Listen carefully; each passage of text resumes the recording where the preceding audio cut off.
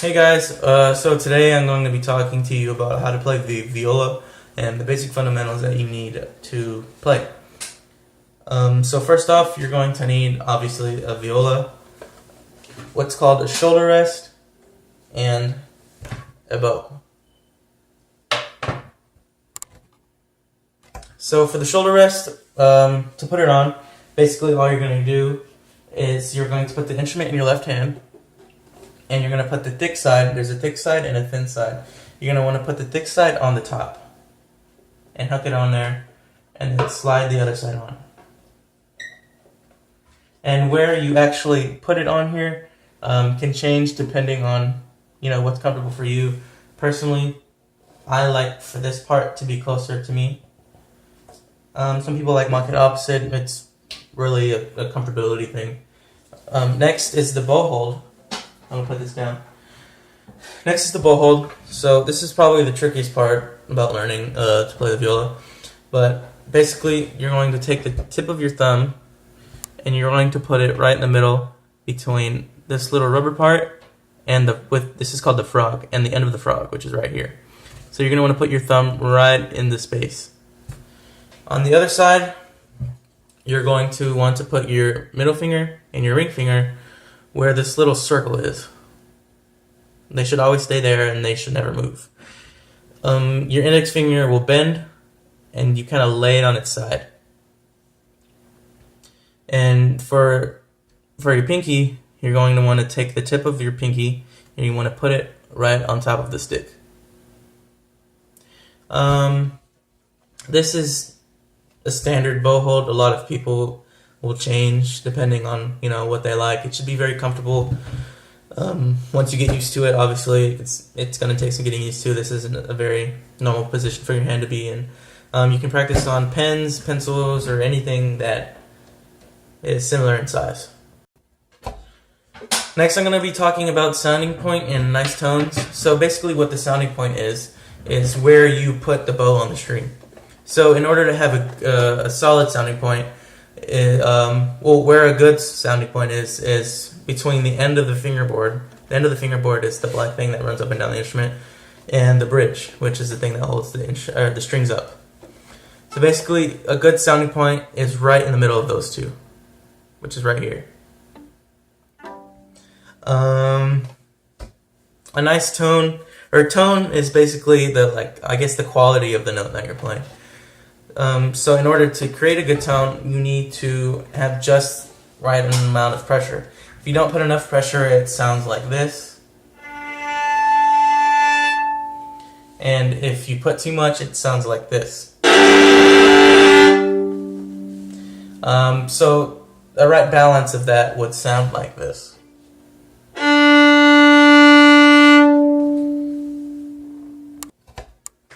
Next, I'm going to be talking to you guys about tuning your instrument. The easiest way is just getting a tuner. They're about, a very basic one is probably around $15 and they last forever. The only thing you ever need to change is the batteries, and it's like 2 AAA batteries or something like that. So very easy, very easy to deal with and to maintain. So basically, the main thing that you want to remember about tuning your instrument is that what you tune to needs to be 440 hertz. There's a big explanation on why, and a lot of different music requires a lot of different tunings, but that is the most basic one. So when you hear an A in most music, not including pop music is based on vocal range.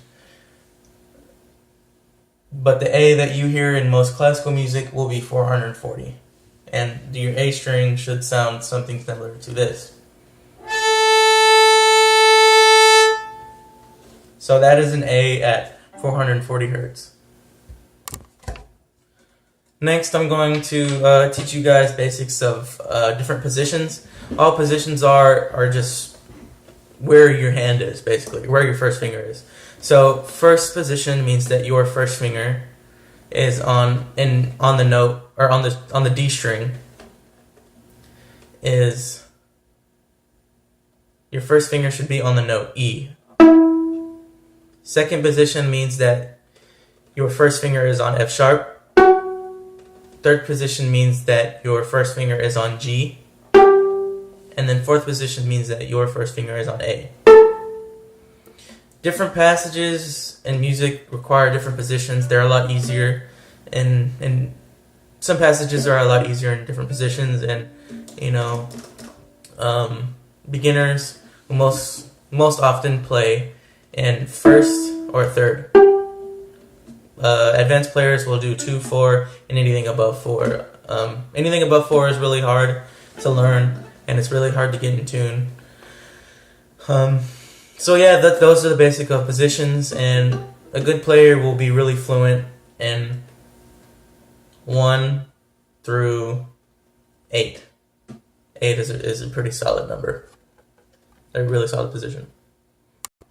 Next, I'm going to be talking about vibrato. Vibrato is basically intentionally distorting the pitch that you're playing. Mathematically and in terms of physics, it doesn't really make sense. It's actually like a really bad thing. You want it to be, as solid as possible without any movement. But basically, with vibrato, is you're taking the pitch and you're slowly, or very rapidly, distorting it. And it sounds really nice when you do it right. So a too fast vibrato sounds kind of shocky. It's really weird. Doesn't sound nice. It sounds like. A too slow one sounds like an opera singer. And then the right way, or my right way, sounds like this.